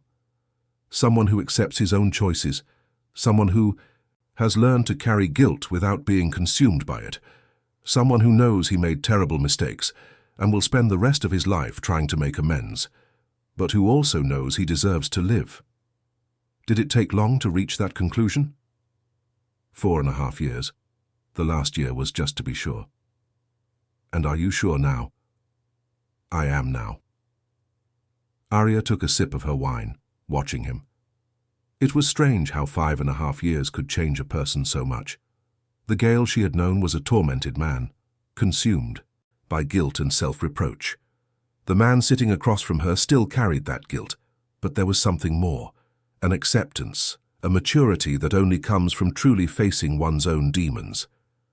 "Can I ask what it was like?" she said. "Prison?" "Everything." Gale leaned back in his chair. "The first few months were the worst, not because of the conditions or the other inmates, because of the silence." "Silence?" "When you're alone with your thoughts for 22 hours a day, there's no escaping yourself. There's no work to distract you, no luxuries to soften the pain, nothing but you and everything you've done." "And was that good?" "It was terrible, but it was necessary." "Why?" "Because I needed to stop running. I needed to look at every person who died because of me, think about every family I destroyed, accept the full weight of my actions. And how did you do that without going crazy? I almost did. For the first 6 months, I thought about suicide almost every day. Arya's stomach clenched. She knew the first few months had been hard, but Gale had never mentioned suicidal thoughts in his letters or calls. What stopped you? You, me, your visits, your letters, knowing that someone believed I deserved a second chance even when I didn't. Was that enough? No. I needed professional help, therapy, medication for a while. And most importantly, I had to learn to separate guilt from self-punishment. What do you mean? Guilt is recognizing you did something wrong and taking responsibility. Self-punishment is hating yourself unproductively. Guilt motivated me to want to be better. Self-punishment paralyzed me. And when did you manage to make that distinction? In my 3rd year. That's when I started the education program in prison. You went back to studying medicine? Psychology online. I graduated last year. Arya smiled. It was the first she'd heard of it. Why didn't you tell me? Because I wanted to be sure I was doing it for myself, not to impress you. And were you? I was. I wanted to better understand how the human mind works, how people make bad decisions, how trauma turns into destructive behavior, how guilt can be productive or self-destructive. And did you understand? I understood that I'm more complex than I thought, that people are more complex than I thought, that there's no pure evil or pure good. And did that give you peace? It gave me understanding. The peace came later. When? When I forgave myself. The phrase hung between them. Arya knew how hard it had been for Gale to reach that point. What was that like? Slow, painful, but necessary. Can you tell me? Gale hesitated for a moment. In my 4th year, I received a letter from one of the victims' families. Really? The daughter of one of the men who died in the trials. She had read about the compensation fund, about how you were managing everything, and she wanted to write to me. What did she say? That she didn't forgive me, and that maybe she never would, but she recognized that I was trying to do the right thing now. And did that help? Not in the way you'd expect. It didn't make me feel better, but it made me understand that I could carry the guilt without being destroyed by it. How so? She told me her father would have wanted his mistakes to serve a purpose, to be turned into a lesson, into protection for other people. And is that what made you decide to study psychology? That's what made me decide to dedicate the rest of my life to preventing others from making the same mistakes I did. Arya felt her eyes well up with tears. You want to work helping people. I want to work helping executives make ethical decisions. I want to consult for companies on how to implement protocols that protect vulnerable people. I want to make sure what happened with the Sterling trials never happens again. And you think companies will hire you? Some will, because they know that someone who has faced the consequences of bad decisions has the moral authority to speak on business ethics. Arya discreetly wiped her tears. You turned your guilt into purpose. I tried. I don't know if I fully succeeded, but I tried. And now, what are your plans? Find a small apartment, start working as a freelancer, live a simple, useful life. Alone? Gaia looked her in the eyes for the first time since they sat down. That depends. On what? On you. Arya's heart raced. For 5.5 years they had avoided talking about the future, about what would happen when he was released, about whether there was still room for both of them in a rebuilt life. Gail. Arya, I know we've both changed a lot. I know you've built a new life, that maybe there's no more room for me in it. Why would you think that? Because you deserve someone who doesn't have my past. Someone who can give you a normal life without complications, without judgment. What if I don't want a normal life? Everyone does. I don't. Why? Because a normal life is overrated.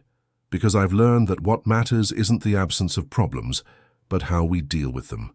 And how would you deal with being with me, with people knowing who I am, what I did? The same way I've dealt with it for the last 5 years, with my head held high. It's not the same. Before, you could keep your distance, visit when you wanted. Now, it would be real, present, every day. And you think I haven't thought about that? You have? I've thought about little else for the last 5.5 years. Gail leaned forward. And what conclusion did you come to? That I want to try. Even knowing everything that implies? Especially because of it. I don't understand. Arya took his hand across the table. It was the first time they had touched in 5.5 years. His skin was rougher. There were calluses that weren't there before, but it was still the hand of the man she loved. Gael, do you think these 5 years were easy for me? No. Do you think I didn't have opportunities to get involved with other people? You did. I did, several. And why didn't you? Because none of them were you. Arya, no, let me finish. In these 5 years, I've built a life. I have a job I love, helping families rebuild their lives after tragedies. I have friends, hobbies, independence. I'm happy. So why would you risk that? Because being happy alone isn't the same as being happy with someone you love. What if it doesn't work out? Then at least we'll know we tried. What if I disappoint you again? Then we'll deal with that too. How can you be so sure? Because true love isn't about guarantees. It's about choosing every day to build something together. Gail squeezed her hand. I'm not the same man you met. And I'm not the same woman. We're better versions of ourselves. And you think these better versions can work together? I think it's worth finding out. They sat in silence for a moment, just looking at each other, trying to absorb the reality of being together again. Can I ask you a question? Gail said finally. Of course. Why did you wait for me? Really? Arya thought about the answer for a long moment. Because when I met you for the first time in my life, I felt whole. And even after finding out everything, even during the hardest years, I still felt whole when I thought of you. Even knowing I had contributed to your mother's death, especially because of that. What do you mean?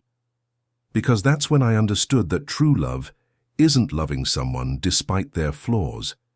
It's loving someone including their flaws, their shadows, their mistakes. And you can do that? I managed for 5.5 years. I think I can manage for the rest of my life. Gail smiled, and this time it was the smile she remembered. And what if I say, I've also learned to love myself, including my flaws? I'd say that's even better. Why? Because it means you won't spend the rest of your life punishing yourself, and I won't spend the rest of my life trying to convince you that you deserve to be happy. Do we both deserve to be happy? We both deserve to try. They finished their drinks, talking about simple things. Her work, his plans, the books they had read, the movies they wanted to watch together. It was surreal how normal they could be after everything they had been through. When they left the bar, it was almost midnight. New York breathed differently at that hour, slower, more intimate. Where are you headed? Arya asked. A hotel for now until I find a place. Do you want to come to my place? Gail stopped walking. Are you sure? I am. Won't it be weird? It will be weird, but I want it to be weird with you. They took a cab to Arya's apartment in Greenwich Village. It was a small but cozy place, filled with plants and books and photographs. There were pictures of Arya with friends, with co-workers, living the life she had built. But what caught Gail's attention most was a framed photo on the bedroom dresser. It was a picture of the two of them together, taken during one of the prison visits. They were smiling, and despite the setting, they looked happy. You kept this, he said. I kept everything. Everything what? Arya opened a drawer and took out a shoebox. Inside were all the letters Gail had written to her over the years, a few photos, small gifts he had made in prison using simple materials. Why did you keep it? Because it was proof that what we felt was real. Even when you doubted. Especially when I doubted. Gail sat on the bed and picked up one of the letters. It was from 2 years ago, written during a particularly difficult time. Do you remember what you wrote here? Arya asked. No. You said you sometimes felt like you were living a life that wasn't yours. Like you were an actor playing the part of someone serving time for another person's crimes. And what did you write back? that you weren't an actor, that you were a real man facing the real consequences of real choices, and that made you more human, not less. And did I believe you? Eventually. Gail put the letter back in the box and looked at Arya. How did you know? Know what? That I would make it to the other side. Because I knew you. I knew your essence, and I knew that underneath all that guilt was a good man trying to find himself. And what if I hadn't made it? Then I would have kept loving the broken version of you. Gail stood up and walked over to her. Arya? Yes? Can I kiss you? You can do anything you want. That's not true. What do you mean? I mean, now I know the difference between wanting and deserving, and I know I need to deserve you every day. And how do you plan to do that? By being the man you fell in love with when you met me, but better, more mature, more conscious, more present. And what if some days you can't? Then on those days you'll remind me who I am. And what if some days I can't? Then on those days I'll remind you who you are. When they finally kissed, it was different from all the kisses they had shared before. There was history there, pain transformed into wisdom, love tested by time and circumstance.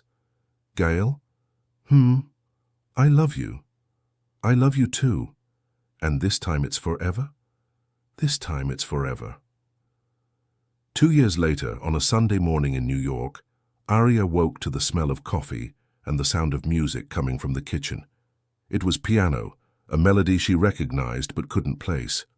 Gail was in the kitchen making breakfast, and a tablet on the counter was playing a composition she had never heard before. "What's this music?" she asked, hugging him from behind.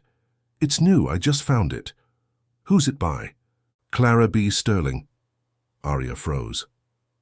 "What do you mean?" Gail turned in her arms. "Yesterday I was organizing some old documents and found the sheet music Clara was composing when she died." "The one that was on your desk?" "Yes. I decided to try to finish it." "You finished her song?" "No. We finished it." "We." "You, me, and her." "Because the ending I composed was inspired by everything we've lived through together, by the idea that sometimes the most beautiful things come from places of pain." Arya listened to the music more closely. There was melancholy there, but also hope. It was a composition about loss and rebirth, about love that survives tragedy. "How do you feel about it?" she asked. "I feel like I've finally managed to honor her memory in a productive way." "And how do you feel about us?" "I feel like we've managed to build something beautiful on a foundation of pain."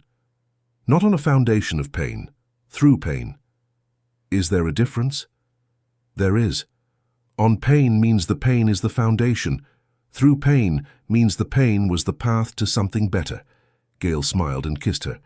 "How did you get so wise?" "I learned from you." "From me?" "You taught me that it's possible to carry guilt without being destroyed by it, that it's possible to love someone including their shadows, that it's possible to turn the greatest tragedy of your life into your greatest strength."